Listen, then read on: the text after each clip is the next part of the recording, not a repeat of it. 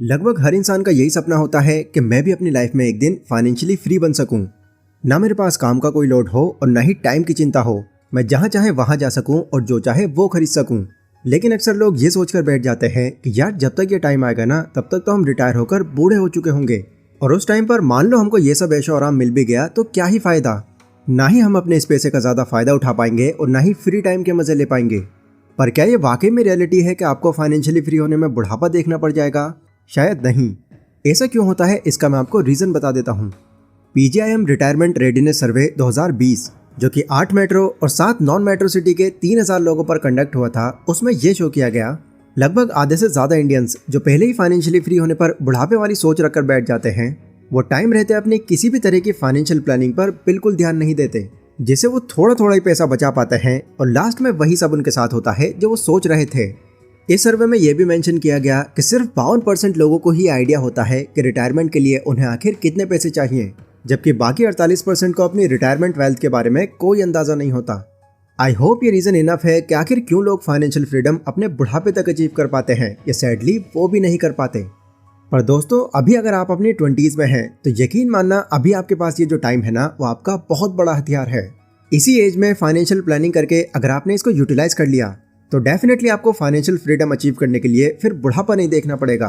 Because यहाँ मैं आपको कुछ ऐसे तरीके बताने जा रहा हूँ जिसकी हेल्प से आप बिना खुद पर ज़्यादा प्रेशर डाले काफ़ी ज़्यादा पैसे बचा पाएंगे।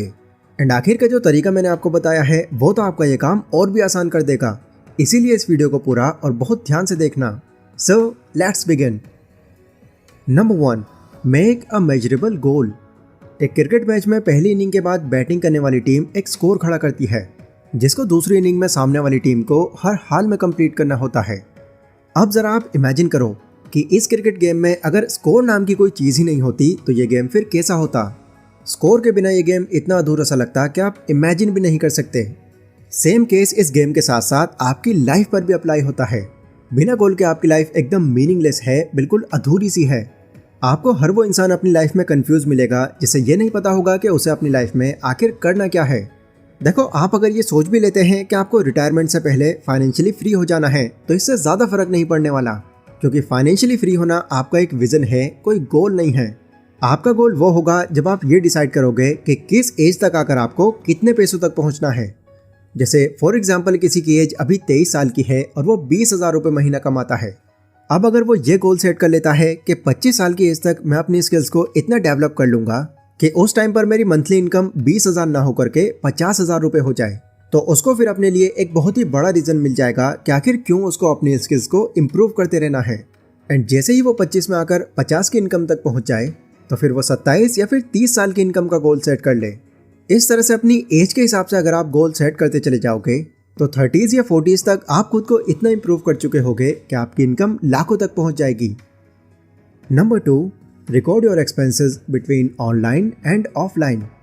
पहले के टाइम की अगर मैं बात करूं तो आपको पता होगा कि उस टाइम पर जब भी हम कुछ चीज़ खरीदने जाते थे तो हमको बहुत दूर दूर तक चलना पड़ता था एंड अलग अलग जगहों पर अच्छे से छानबीन करके हम चीज़ें खरीदते थे ताकि हम लुट कर ना आ जाएं।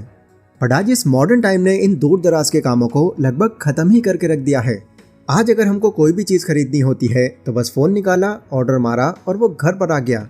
पर जहाँ एक तरफ यह हमारे इस काम को आसान कर रही है, वहीं दूसरी तरफ यह हमारे बजट के लिए श्राप साबित हो रही है, क्योंकि जब भी आप कुछ ऑनलाइन खरीदते हो तो फिक्स प्राइस होने की वजह से आप उसकी एक्चुअल वैल्यू का अंदाज़ा नहीं लगा पाते।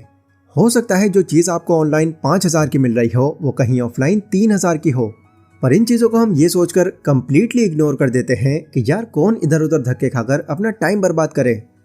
देखो, ये बात सही है कि पैसों से ज़्यादा वैल्यू टाइम की होती है, लेकिन इस चक्कर में अगर आप अपनी आंखें बंद करके धड़ाधड़ ऑनलाइन शॉपिंग किए जा रहे हो तो ट्रस्ट मी, कुछ ही सालों में आप अपना इतना फालतू पैसा वेस्ट कर चुके होगे जो आप इमेजिन भी नहीं कर सकते। और अगर अभी आपको एक लाइव एग्जांपल देखना है तो अपने ई-कॉमर्स प्लेटफॉर्म की शॉपिंग हिस्ट्री में जाओ और जितनी भी चीज़ें आपने अब तक ऑनलाइन खरीदी हैं उन सभी चीज़ों को आप ऑफलाइन मिल रही चीज़ों से कंपेयर करके देखो।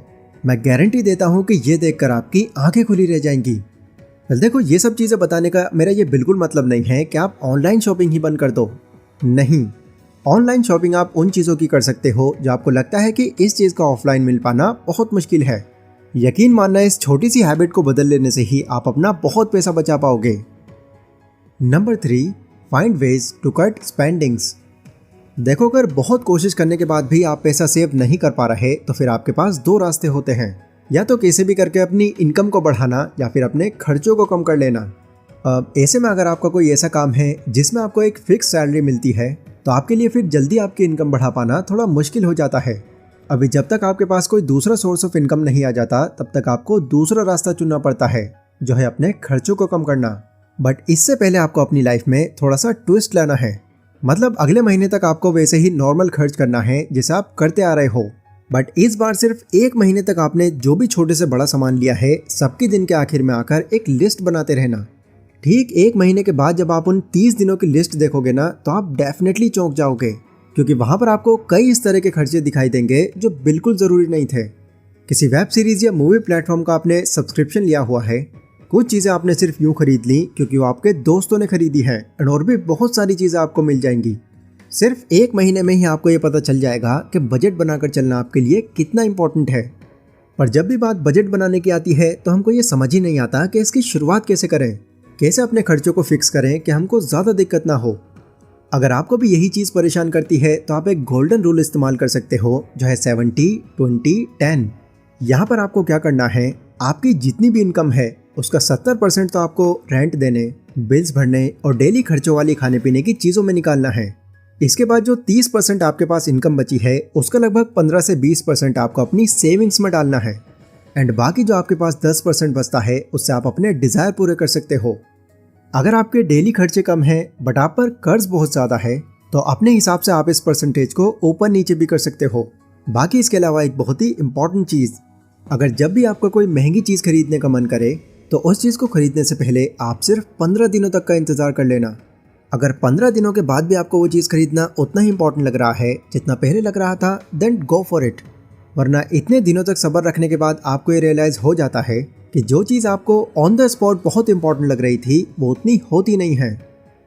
Number 4, automate your savings. मान लेते हैं आपने बजट वगैरह सब कुछ बना लिया है और आप कुछ पैसे निकाल कर उसको सेव कर पा रहे हो, लेकिन एक महीने आप सेविंग्स के पैसे अलग निकाल कर रख लोगे, 2 महीने रख लोगे, 3 महीने तक भी रख लोगे, पर कॉन्टिन्यूसली इस रूटीन पर टिके रह पाना आपके लिए बहुत मुश्किल हो जाएगा। बिकॉज एक टाइम पर आकर आपकी ये जो भी मोटिवेशन होगी वो थोड़ी कम होने लग जाएगी। एंड उस टाइम पर शायद आप ये सोचकर अपना आइडिया ड्रॉप कर दो कि इतने खर्चों के बाद सेविंग्स कर पाना मेरे बस का नहीं है। इसीलिए अगर आपको लॉन्ग टर्म तक बिना किसी दिक्कत के अपनी सेविंग्स को कंटिन्यू रखना है तो आपको अपनी इन सेविंग्स को ऑटोमेट करना होगा। मतलब कि आपको कोई ऐसा रास्ता निकालना होगा कि आपका ये पैसा सेव तो होता रहे पर आपकी नज़रों में ना आए। जैसे अगर आपकी इनकम आपके बैंक अकाउंट में आए तो ऑटोमेटिकली उसका 10 से 20% डिटेक्ट होकर कहीं और सेव हो जाए, एंड कहीं और जाकर वो सेव हो या किसी चीज़ में इन्वेस्ट हो जाए, ये आपकी मर्जी हो। ये चीज़ बस आपको शुरुआत में थोड़ी सी अजीब लग सकती है। एक बार इसकी आदत पड़ जाने के बाद आपके पास बाकी जितने भी पैसे होंगे आप उन्हीं से अपना बजट बना लेंगे। तो दोस्तों, इन तरीकों से अगर आप अपनी फाइनेंशियल प्लानिंग करके चलते हो तो आप अपने बहुत पैसे बना पाओगे और फाइनेंशियली फ्री होने के लिए आपको फिर अपना बुढ़ापा देखने की ज़रूरत नहीं पड़ेगी। शॉर्ट में इन चारों पॉइंट्स को समराइज कर देता हूँ ताकि ये अच्छे से आपके माइंड में बैठ जाएं। नंबर 1, अपना फाइनेंशियल गोल सेट करो। बिना मंजिल गाड़ी लेकर निकल जाओगे तो रास्ते में ही भटक जाओगे, इसलिए टाइम टू टाइम अपनी स्किल्स के हिसाब से अपने गोल सेट करते रहो। नंबर 2, ऑनलाइन और ऑफलाइन में फ़र्क जानो। हर चीज़ ऑनलाइन बाय करने से बचो और थोड़ा दिमाग से काम लो। ऑनलाइन आप तभी कुछ खरीदो जब वो चीज़ आपके लिए ऑफलाइन मिलना मुश्किल हो। नंबर 3, अपनी स्पेंडिंग्स पर ध्यान दो। आप अपने पूरे महीने के खर्चों को ट्रैक करो और ये देखो कि आप कितने फालतू पैसे खर्च कर रहे हो। इन्हें ध्यान में रखकर एक बजट बनाओ और उसके हिसाब से चलो। नंबर 4, अपने बचे हुए पैसों को अपनी नज़रों में मत आने दो। कोई ऐसा तरीका ढूंढो जिससे आपका सेव करने के लिए पैसा निकलता भी रहे और आपकी नज़रों में भी ना आए। तो मैं उम्मीद करता हूँ कि आज की इस वीडियो की नॉलेज आपके बहुत ज़्यादा काम आएगी। अगर ये वीडियो पसंद आई हो तो इसको लाइक ज़रूर करें, एंड अगली वीडियो आप अपने टॉपिक पर देखना चाहते हैं तो वह आप लोग मुझे कमेंट करके बता सकते हैं।